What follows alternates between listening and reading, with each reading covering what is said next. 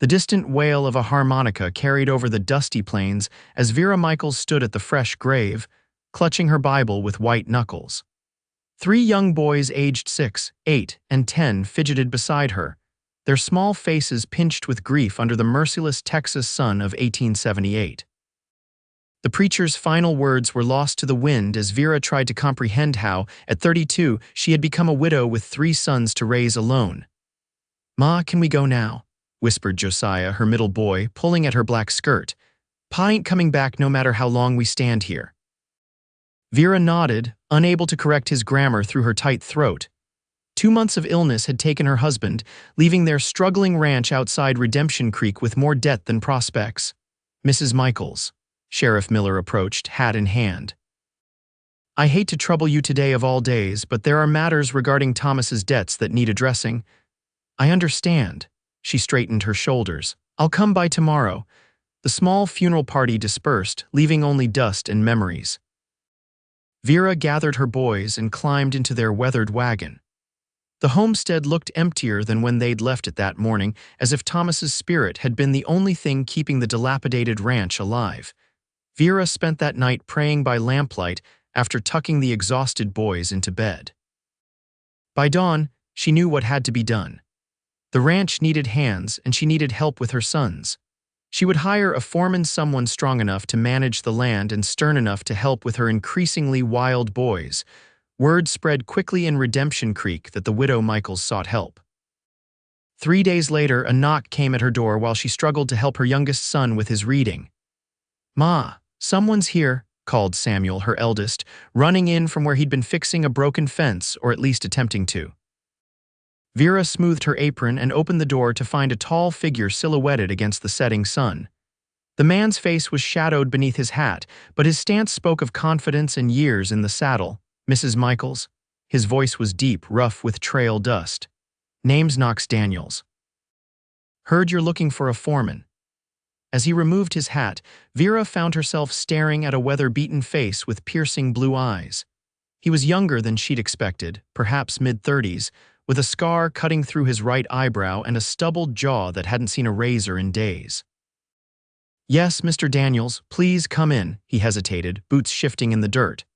"Prefer to talk business outside, madam. No offense intended." Vera stepped onto the porch, acutely aware of her simple dress and hair falling loose from its pins. "You have experience running a cattle ranch." 10 years with the Circle Bar outfit near Fort Worth.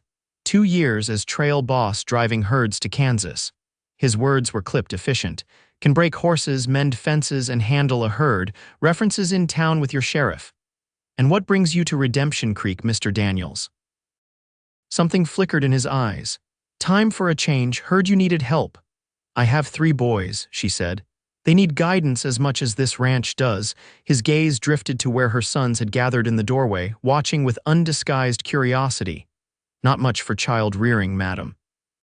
"I handle cattle, not kids. My sons work alongside whoever runs this ranch," Vera stated firmly.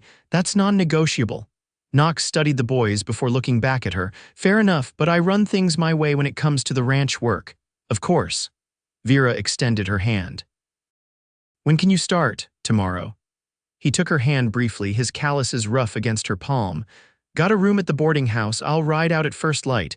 After he left, Samuel approached with suspicion in his 10-year-old eyes. "Don't like him, Ma. Looks mean." "We need help, Samuel." Vera watched Knox's retreating figure. And mean might be exactly what this ranch needs right now. Knox arrived before dawn the next day, bringing with him only a bedroll, saddlebags, and a rifle. Vera showed him to the small cabin behind the main house where Thomas had once kept supplies. "It's not much," she apologized, noticing how Knox had to duck his head under the low doorway. Had worse. He deposited his meager belongings on the narrow cot. "Rather see the ranch than my sleeping quarters, madam." The tour revealed the true state of disrepair. Fences sagged, cattle looked thin, and the barn roof had a hole large enough to see the sky. Knox said little, but his expression grew grimmer with each new problem. "Your husband let things go," he finally said as they stood by the corral. "Thomas was sick for months before he died," Vera defended. "And before that, the drought hit us hard. We've had no money for repairs. Knox nodded. How much cattle you have left? 47 head at last count, and 2 milk cows, he whistled low. Not enough to turn a profit. You'll need at least 100 to make this place viable. I don't have money for more cattle. We'll start with what you have. Improve the stock through breeding. It'll take time. His gaze swept across the neglected fields. You got seed for planting, some, not enough. Knox leaned against the corral fence. Mrs. Michaels, I need to understand what we're working with. How bad are the debts? Vera hesitated before answering truthfully. The bank in Redemption Creek holds a note for $500. If I can't make payment by October, we lose everything. October, that's just 4 months, Knox frowned. That's mighty tight, madam. I'm aware, Mr. Daniels. He seemed about to say more when shouting erupted from behind the barn. They rounded the corner to find Samuel and Josiah wrestling in the dirt, their younger brother Elijah cheering them on. Boys, Vera called, hurrying toward them. Stop this at once. Neither child listened until Knox let out a sharp whistle that cut through the air like a knife. The boys froze, looking up at the towering cowboy. Your ma gave you an order, he said quietly. Samuel scrambled to his feet, defiance in his stance. He started it, said Pa wouldn't want us crying over him no more. Did not, Josiah protested, his lip bleeding. Just said we got work instead of being sad all the time. Knox looked at Vera, who seemed momentarily overwhelmed. She gathered herself quickly. Both of you inside. Wash up and then set the table for lunch. The boys trudged toward the house, shooting glares at each other. Knox watched them go with a frown. They always fight like that, more since their father died, Vera admitted. They're angry and don't know how to show it. Need discipline, Knox observed. Structure. They need their father, Vera countered softly. That evening, after a simple supper where the boys had stared at Knox with a mixture of curiosity and suspicion, Vera gathered them for evening prayers. Knox had declined her invitation to join them, instead returning to his cabin to plan tomorrow's work, as he'd put it. But through the open window, she noticed him standing in the shadows, watching as she read from the Bible, and the boys knelt beside their beds. The next morning brought Knox to the door before the boys had finished breakfast. He stood in the doorway, hat in hand but declining to enter. Need the boys today, he stated. Got fence mending that needs extra hands. Samuel perked up. All of us, even the little one, everyone works on a ranch.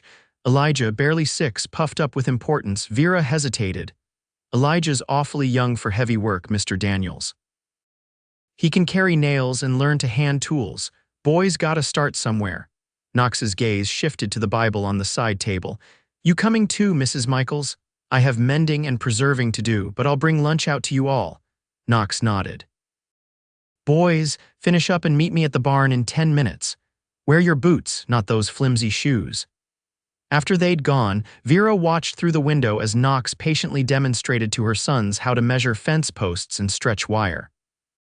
Even young Elijah was given tasks, proudly carrying a small bucket of nails wherever Knox pointed. By midday, when she brought sandwiches and lemonade, the boys were dusty but engaged in their work. Mr. Daniels showed me how to use the wire cutters, Ma. Samuel announced with newfound respect in his voice. I dug a post hole all by myself, Josiah added, not to be outdone. Knox merely nodded at their enthusiasm, his face unreadable as he accepted the meal with a quiet thank you, madam. Days stretched into weeks as Knox worked from sunrise until well after sundown. The boys followed him like ducklings, soaking up knowledge of ranching that their sickly father had never been able to impart. Vera noticed changes in all three. They came to dinner exhausted but proud, arguments between them decreasing as shared work created bonds. One evening, as May turned to June and the Texas heat intensified, Vera found Knox examining the account books at the kitchen table after the boys had gone to bed. The numbers don't add up, he said without preamble. Your husband borrowed more than $500. Vera sighed, sitting across from him. I know, there's another $300 owed to Harmon's General Store. Thomas bought seed and supplies on credit before he died. Knox's jaw tightened. $800 total then, you weren't planning to tell me. I thought we could focus on the bank debt first. She twisted her wedding ring. Mr. Harmon has been patient. Patient has limits, Mrs. Michaels. Should have told me everything up front. Would you have stayed if I had? The question hung between them. Knox closed the ledger. Can't say. But secrets don't help anyone. It wasn't a secret, Vera defended, just a burden I didn't want to share yet. Knox studied her face in the lamplight. Burdens shared are burdens halved, Mrs. Michaels. Vera, she said suddenly, if we're to work together saving this ranch, you might as well use my name. A flicker of something crossed his face. Knox, then. Their eyes held for a moment longer than necessary before Knox stood. Got an idea about those cattle. There's a small herd gone half wild in the north pasture of the abandoned Peterson place. Sheriff mentioned no one's claimed them since old man Peterson died last winter. Might be able to round up 15, 20 head. Wouldn't that be stealing? Not if we register the brand properly. Law says unclaimed cattle can be taken if proper notices are posted. I'll talk to the sheriff tomorrow. Vera felt a small flame of hope ignite. That would help. It's a start. Not enough, but a start. The following Sunday, Vera prepared the boys for church as usual. To her surprise, Knox was waiting by the wagon, dressed in a clean shirt though he still wore his work pants. Thought I'd accompany you folks to town, he said casually. Need to speak with the sheriff about those cattle. Samuel and Josiah exchanged looks. You coming to church too, Mr. Daniels? Samuel asked, just driving the wagon. Knox helped Vera up to the seat with a firm hand. Don't hold with church, going myself. Vera frowned slightly but said nothing as they set off. In town, Knox left them at the white clapboard building and headed toward the sheriff's office with a tip of his hat. After the service, as Vera stood chatting with other church members, she spotted Knox leaning against a hitching post across the street, watching. When their wagon was loaded and ready, he appeared to drive them home. Sheriff says those cattle are fair game, he reported as they left town. Posted the notices already. That's good news, Vera said, noticing his pensive expression. Something else troubling you. Knox's hands tightened on the reins. Heard talk in town, banks getting impatient about your loan. Vera glanced at the boys who had fallen asleep in the back of the wagon. It's not due until October. Banks get nervous when widows are involved. Think you might up and leave. I would never. Vera's indignation flared. This is our home, Knox nodded. Told the sheriff as much. Still, might be wise to make a partial payment soon. Show good faith. That night, after tucking the boys in, Vera found herself on the porch where Knox sat cleaning his saddle. The lamplight from inside cast long shadows across the worn boards. The boys need their prayers, she said quietly. Knox didn't look up from his work. Reckon that's between you and them. They asked why you don't come in for prayers. His hands stilled. What you tell them? That everyone finds their own way to talk to God. Knox set aside the saddle soap. My boys don't pray, Mrs. Michaels. Never saw the point. Vera leaned against the porch railing. Your boys, figure of speech. He shifted uncomfortably. Don't have kids of my own, meant men I worked with. Why don't you pray, Knox? He was silent so long she thought he wouldn't answer. Finally, he looked up and the pain in his eyes startled her. Prayed plenty during the war. Watched men die anyway. Figured God wasn't listening or didn't care much for what I had to say. The war changed many men's faith, Vera said gently. Changed everything. Knox stood abruptly. Getting late. Got an early start tomorrow with the boys. The next morning brought an unexpected visitor. Vera was kneading bread dough when the sound of hoofbeats approached. Through the window, she saw Harold Blackwell, the bank manager from Redemption Creek, dismounting from an expensive-looking horse. Knox intercepted him before he reached the house, the two men speaking in what appeared to be increasingly tense conversation. Vera quickly wiped her hands and stepped outside. Mr. Blackwell, she called, moving toward them. This is a surprise. The banker removed his hat, revealing thinning hair plastered with pomade. Mrs. Michaels, I was just explaining to your employee that I've come about the loan. It's not due for months yet, Vera said, feeling Knox's presence solid beside her. Yes, well, circumstances have changed. The bank is reviewing all outstanding loans. Blackwell's smile didn't reach his eyes. With your husband's passing, we need assurance the debt will be honored. The agreement was October, Knox stated flatly. You changing terms on a widow? Blackwell's smile tightened. Not changing, merely clarifying expectations. Perhaps Mrs. Michaels would prefer to discuss this privately. Mr. Daniels is my foreman, Vera said firmly. He's aware of our financial situation. I see. Blackwell's gaze shifted between them with new speculation. Well then, the bank is willing to extend the loan if you can make a good faith payment of $100 by the end of the month. End of the month, Vera's heart sank. That's barely 3 weeks away. Best I could negotiate, I'm afraid. The banker replaced his hat. Otherwise, foreclosure proceedings will begin. We already have interested buyers for this property. After he'd gone, Vera sat heavily on the porch steps. We don't have $100. Knox remained standing, his jaw tight. We will, those wild cattle, plus I can sell my horse. Good bloodline, worth at least 50. Your horse, but you can break another from your stock, not as good but serviceable. Vera looked up at him. Why would you do that? This isn't your fight. Knox's gaze met hers with unexpected intensity. Made it mine when I took this job. The next morning, Knox gathered the boys before sunrise. Today we're rounding up those wild cattle, he told them. Samuel, you're old enough to ride along. Josiah and Elijah will help your ma set up the holding pen. Samuel's face lit with excitement. A real cattle drive, small one, still need to know what you're doing. Knox handed him a rope. Practice your knots while I saddle the horses. Vera pulled Knox aside before they departed. Be careful with him, he's only 10. Boy needs to learn better with me watching than on his own. Knox checked his saddle cinch. We'll be back by sundown. The day stretched endlessly for Vera as she and the younger boys repaired the holding pen. Every few hours, she found herself scanning the horizon for riders. Will Sam be okay, Ma? Elijah asked, handing her a nail. Mr. Daniels will take care of him, she assured, though her own stomach knotted with worry. It was nearly dusk when they heard hoofbeats and cattle lowing. Vera and the boys ran to the rise beyond the barn to see Knox and Samuel driving a small herd toward the ranch. Samuel sat tall in his saddle, face smudged with dirt but grinning with pride. Ma, we got 16, he called as they approached. Knox guided the cattle into the waiting pen with practiced ease. Once secured, he dismounted and lifted an exhausted Samuel from his horse. Boy's a natural, he told Vera, the closest thing to a smile she'd seen on his face. Kept his head when one broke from the herd, didn't panic. Samuel beamed at the praise. Mr. Daniels showed me how to use a lasso, Ma, and I didn't fall off once. That night, Samuel couldn't stop talking about the cattle drive as they ate supper. For once, Knox joined them at the table rather than taking his meal to his cabin. Can I go again tomorrow? Samuel asked eagerly. Got different work tomorrow, Knox said. Need to check those cattle for illness, brand the unmarked ones. Can I help with that too? Knox nodded. All of you can, different jobs for different ages. After the meal, Vera began her nightly ritual of reading from the Bible. To her surprise, Knox remained at the table rather than retreating outside. The Lord is my shepherd, I shall not want, she read. He maketh me to lie down in green pastures, he leadeth me beside the still waters.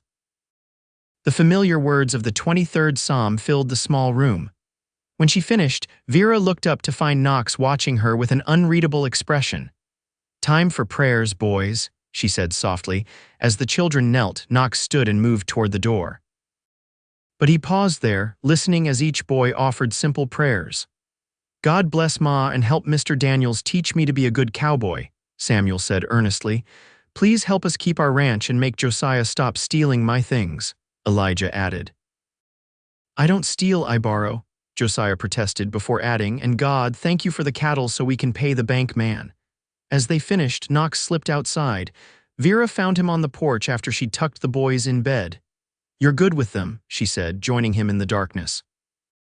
They're good boys, just need direction. They respect you. Samuel hasn't stopped talking about today. Knox stared out at the starlit pasture. My pa took me on my first roundup when I was 9, proudest day of my life. It was the first personal detail he'd offered. Vera waited, hoping for more. Where is your family now? She asked when he didn't continue. Gone, Pa died at Shiloh. Ma followed a year later, pneumonia, no brothers or sisters. The war took so much from so many, Vera said quietly. Your husband fight, she nodded. Thomas was at Antietam.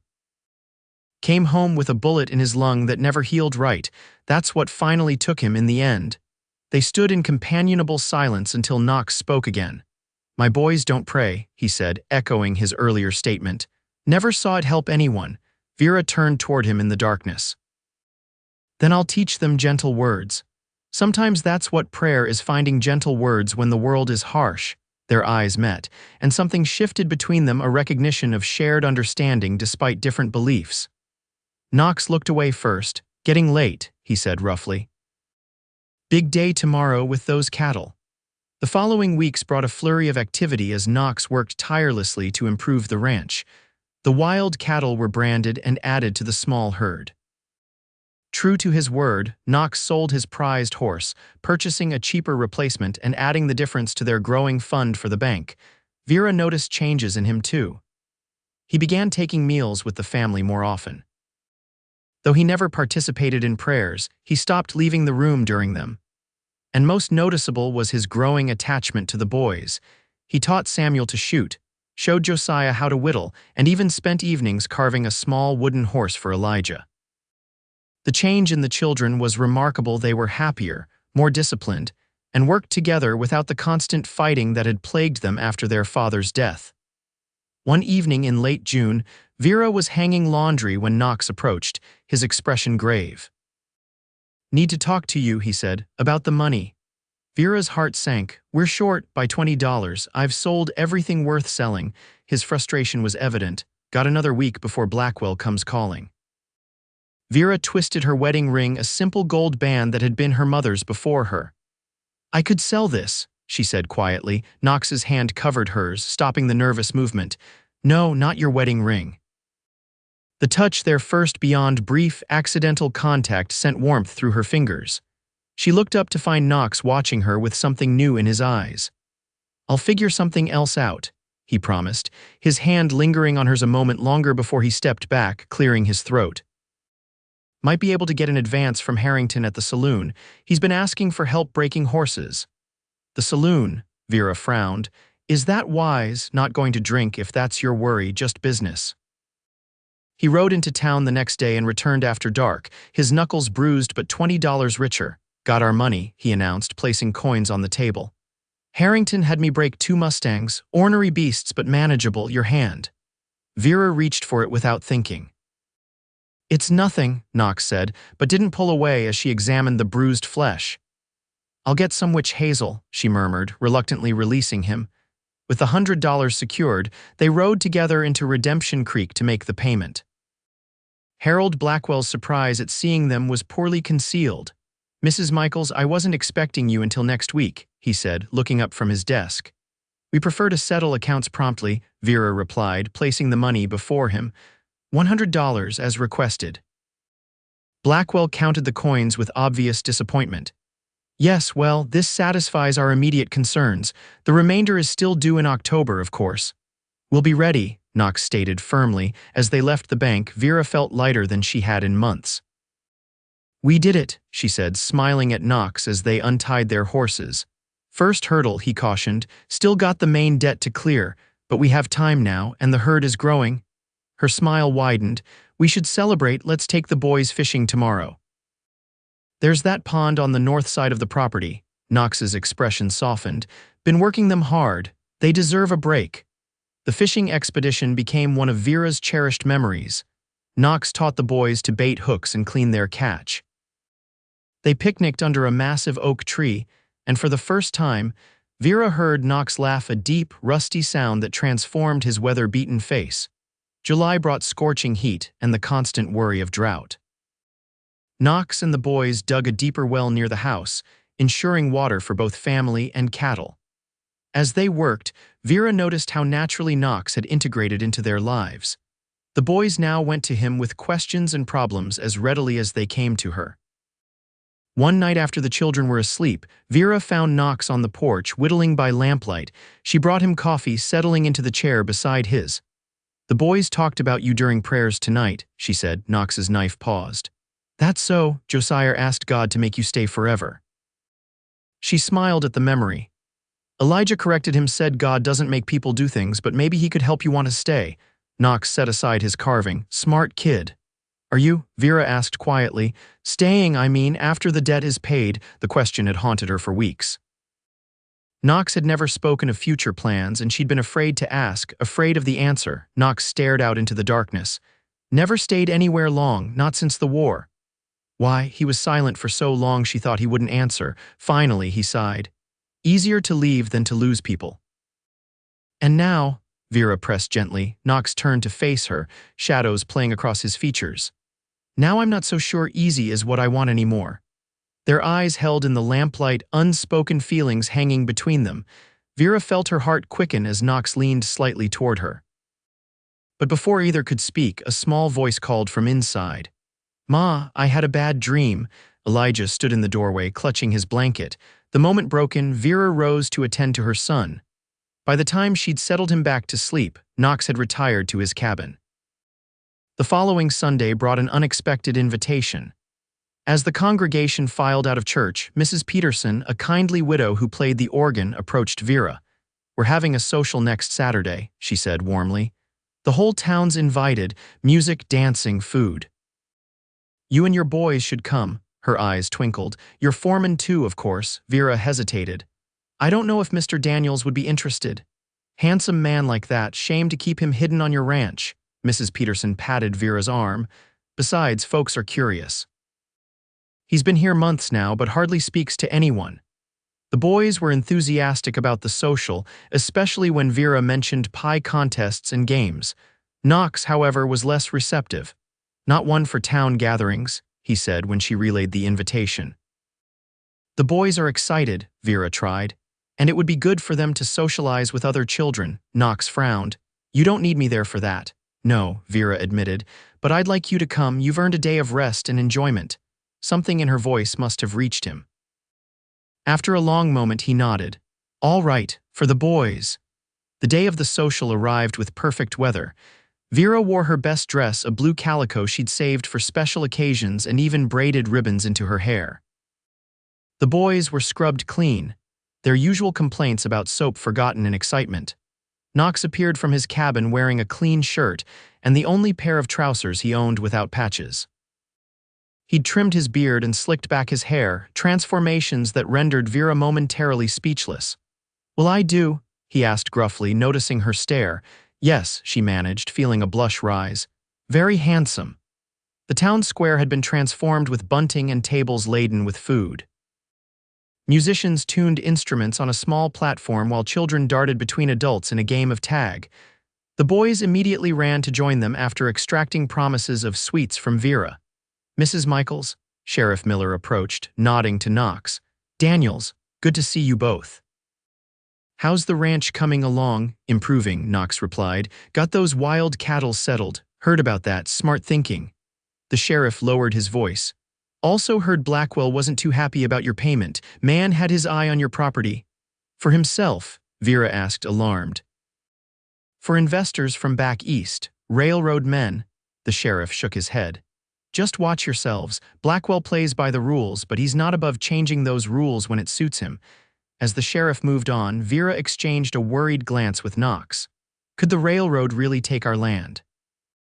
"Not if we pay the debt," Knox said firmly. "And we will." The afternoon passed pleasantly despite these concerns. Vera's peach pie won second place in the contest, bringing a proud $5 to their growing fund. The boys participated in sack races and apple bobbing, returning periodically to show Knox their prizes. As evening fell, lanterns were lit, and the music shifted to dancing tunes. Couples filled the cleared space in the center of the square. "Dance with me," Vera said impulsively to Knox as a waltz began. Knox stiffened. "Don't dance." "Everyone can dance, it's just walking in circles." She offered her hand. "Please, I haven't danced since before Thomas fell ill." Reluctantly, Knox took her hand and led her to the edge of the dancers. His arm circled her waist stiffly, holding her at a respectful distance. "Relax," she murmured as they began to move. "It's just me." "That's the problem," he said so quietly she almost missed it. They moved awkwardly at first, Knox's body tense as he concentrated on the steps. Gradually, he loosened, his hand at her waist growing more confident. Vera found herself drawn closer until she could feel the steady beat of his heart against her cheek. "People are watching," Knox muttered after a while. Vera glanced up to see several townspeople observing them with interest. Mrs. Peterson caught her eye and smiled approvingly. "Let them," Vera replied. "We're not doing anything wrong." But as the dance ended, she became aware of whispers. Harold Blackwell stood with several men, watching them with obvious disapproval. "Seems awful friendly with that drifter," one man commented loudly enough to be heard. Thomas barely cold in his grave. Knox's face hardened. He stepped away from Vera as though burned. "Think I'll check on the boys," he said tersely. The magical moment shattered. Vera watched him walk away. She turned to find Mrs. Peterson at her elbow. "Don't mind them," the older woman said kindly. "Jealous old fools, the lot of them. Thomas would want you to be happy." "Knox is my foreman," Vera said automatically. Mrs. Peterson's knowing smile said she didn't believe it for a minute. "Of course, dear, and a fine foreman he seems to be." The ride home was quiet, the boys exhausted from their day of play.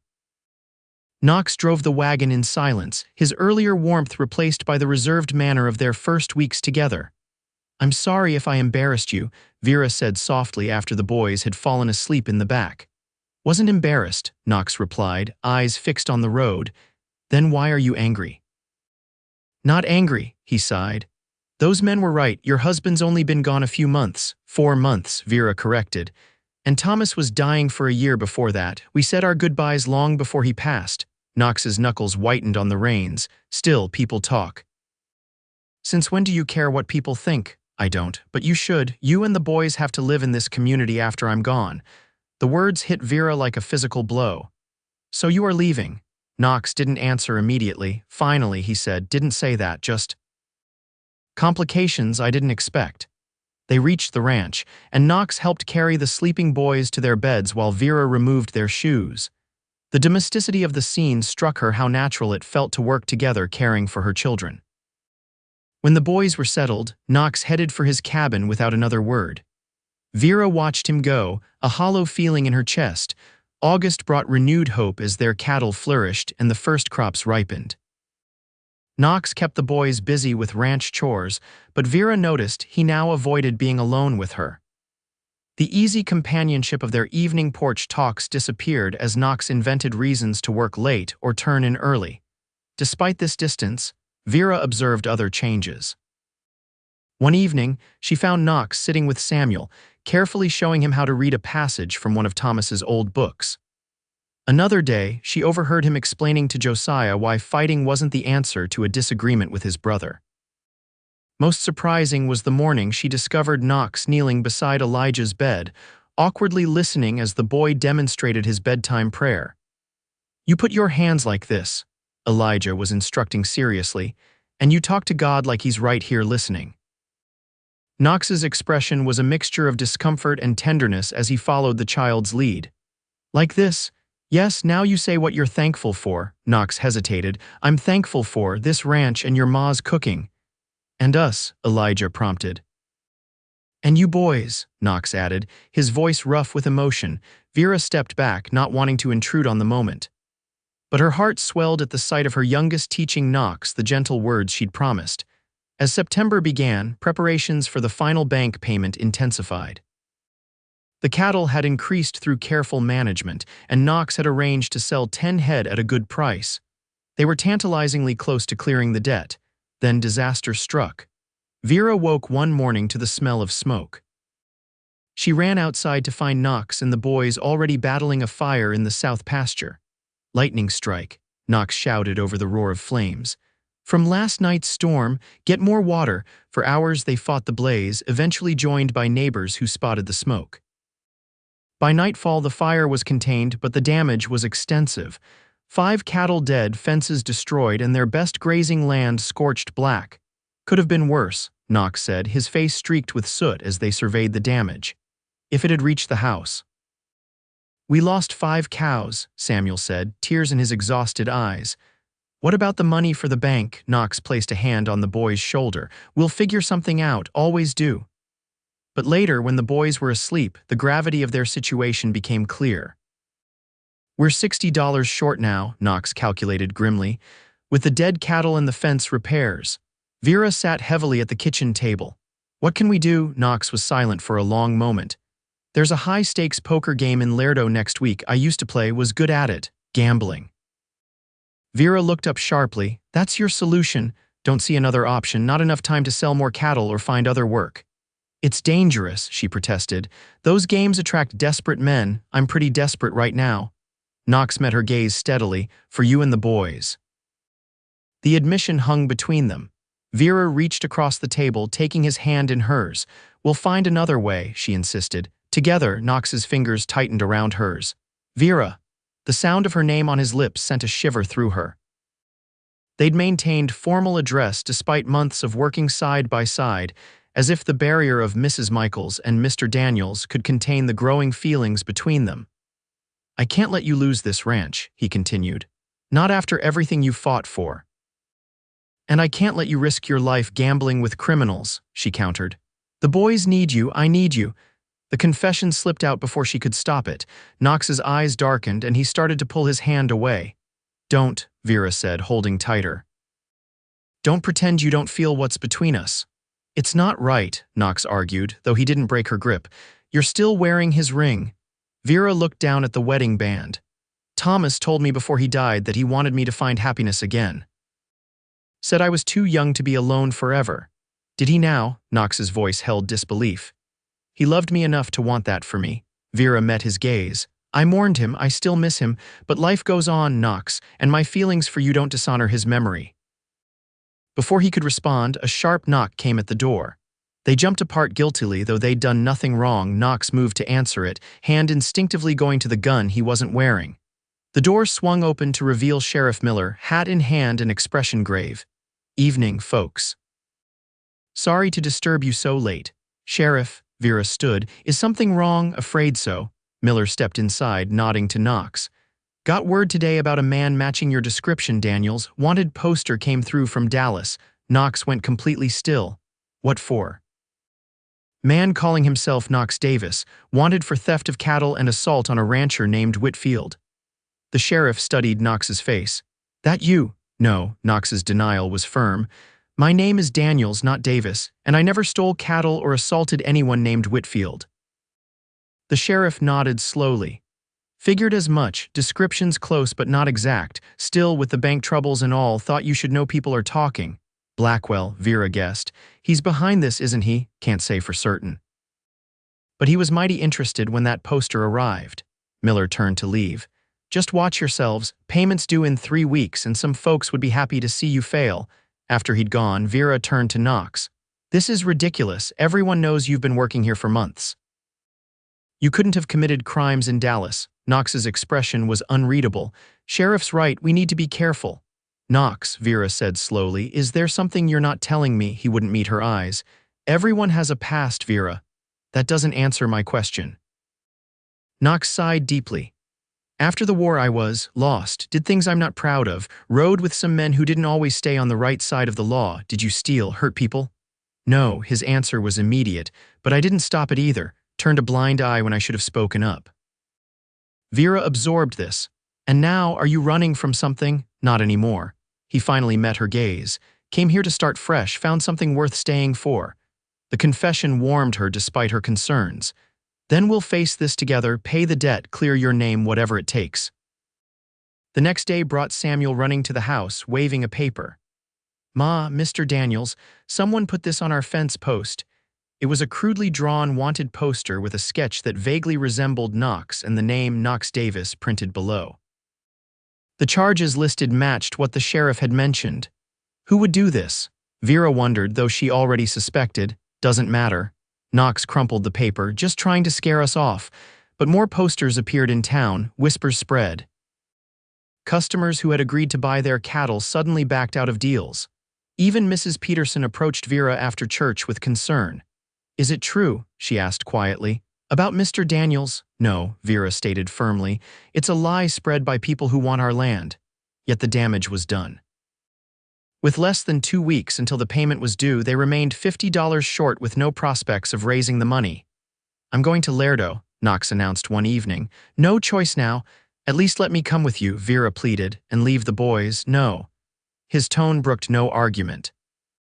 "I'll be back in 5 days. If I win, we pay the bank. If I lose." He didn't finish the sentence. The night before his departure, Knox sat on the porch steps with the boys, showing them constellations and telling stories of cattle drives under starlit skies. Vera watched from the doorway, heart aching at how seamlessly he'd become part of their family. Later, when the children were asleep, Knox found Vera in the kitchen, preparing food for his journey. Don't wait up for me if I'm not back by the deadline, he said quietly. Of course I'll wait. She turned to face him. We all will. Knox stepped closer. Vera, if something happens, if I don't make it back, know that these months have been the best of my life. Nothing's going to happen, she insisted, though fear clutched at her heart. Still. He reached out, brushing a strand of hair from her face with gentle fingers. Never thought I'd find peace again after the war. Never thought I'd find home. The word hung between them, weighted with meaning. Vera closed the distance between them, placing her hand on his chest. Then come home to us, she whispered. Knox's resolve broke. He pulled her into his arms, his mouth finding hers in a kiss that spoke of months of restrained longing. Vera melted against him, fingers tangling in his hair as she returned the kiss with equal fervor. When they finally parted, both breathless, Knox rested his forehead against hers. That's a powerful reason to come back, he murmured. The best reason, she agreed. Morning brought a somber farewell as Knox mounted his horse. The boys clustered around him, extracting promises of safe return and souvenirs from town. Watch out for your ma, Knox instructed Samuel seriously. You're the man of the house while I'm gone. Yes, sir, Samuel replied, standing taller. To Vera, Knox simply said, 5 days, before riding away. 3 days passed in anxious waiting. Vera kept the boys busy with chores and schoolwork, trying to maintain normalcy despite her growing worry. On the 4th day, Sheriff Miller rode out to the ranch. Mrs. Michaels, he called, dismounting, got news you should hear. Vera's heart froze. Is it Knox? Has something happened? Not exactly. Miller removed his hat. Got a telegram from the sheriff in Dallas. Turns out there was a Knox Davis wanted there, but he was captured 2 months ago. The man's been in prison all the while your Knox has been here. Relief flooded her. So the posters were lies. Seems so. The sheriff frowned. Problem is, Blackwell's been pushing hard on this. Now he's saying your foreman must be using a false name since no one can verify his background. That's ridiculous, maybe, but he's convinced Judge Parker to delay any payment on your loan until Daniels' identity is confirmed. Miller looked genuinely regretful. I'm sorry, Vera, it's not right, but it's legal. Blackwell's claiming potential fraud. Panic rose in Vera's throat. But the deadline is in 3 days. Knox went to Lerdo to get the money. He doesn't know about this. I sent a telegram to the sheriff there, but Miller shrugged helplessly. It's a big town, no guarantee he'll find your man. That night, Vera prayed more fervently than ever before. The boys, sensing her distress, joined her without complaint. God, please bring Mr. Daniels home safely, Samuel prayed, and help us save our ranch. And make the bank man stop being mean, Josiah added, and let Mr. Daniels stay forever, Elijah finished. Amen. Amen, Vera echoed, fighting tears. The deadline arrived with no sign of Knox. Vera dressed the boys in their best clothes and loaded them into the wagon. Are we going to lose our home, Ma? Samuel asked as they rode toward town. Not without a fight, Vera promised, though she had no idea what she could do. The bank was crowded when they arrived. Harold Blackwell sat behind his desk, looking smugly satisfied as Vera approached. Mrs. Michaels, I'm afraid without proper identification from your associate. We cannot accept payment on your loan. Mr. Daniels isn't here, Vera stated, but I have the money. It was a bluff. She had only half the required amount. Irrelevant, Blackwell replied. The terms have changed due to suspected fraud. The property will revert to the bank at close of business today. You can't do this, Vera argued, aware of the boys watching with frightened eyes. You're changing the rules because you want our land for the railroad. Blackwell's smile thinned. Careful, Mrs. Michaels. Such accusations could be considered slanderous. It's not slander if it's true. Sheriff Miller's voice cut through the room as he entered. Got another telegram from Dallas this morning. Confirms Knox Daniels served honorably in the 8th Texas Cavalry during the war. No criminal record. Vera's heart leapt. You see, he's exactly who he claims to be. Blackwell's face reddened. That doesn't change the terms. Without Mr. Daniels present to verify, I'm right here. Every head turned to see Knox standing in the doorway, trail dust coating his clothes and exhaustion lining his face. But his eyes were clear and triumphant as he strode forward. Knox Daniels, formerly of the 8th Texas Cavalry, currently foreman of the Michaels Ranch. He placed a heavy pouch on Blackwell's desk. $500 payment in full. The bank fell silent as Blackwell stared at the pouch, his scheme crumbling before his eyes. How? Vera whispered as Knox moved to stand beside her. When most of it fair and square, he murmured. The rest came from an old friend in Lerdo who owed me a favor. Blackwell recovered his composure. This still doesn't address the irregularities. What irregularities? Judge Parker's authoritative voice preceded him into the bank. Sheriff Miller showed me the telegrams. Mr. Daniels' identity is confirmed, and the debt is being paid on time. The matter is settled. With no choice, Blackwell counted the money and reluctantly prepared a receipt showing the loan paid in full. As he handed it to Vera, his parting shot was barely audible. You may have won today, but people will remember you took up with a drifter before your husband was cold in his grave. Vera took the receipt with steady hands. People will remember a widow who saved her family's home with the help of an honorable man. That's all that matters to me. Outside, the boys erupted in cheers, throwing themselves at Knox with such force he staggered back. You came back, Elijah cried, clinging to his leg. Said I would, didn't I? Knox hoisted the boy onto his hip. Did you really win all that money playing cards? Samuel asked, eyes wide. Some of it, rest was honest work. Knox glanced at Vera.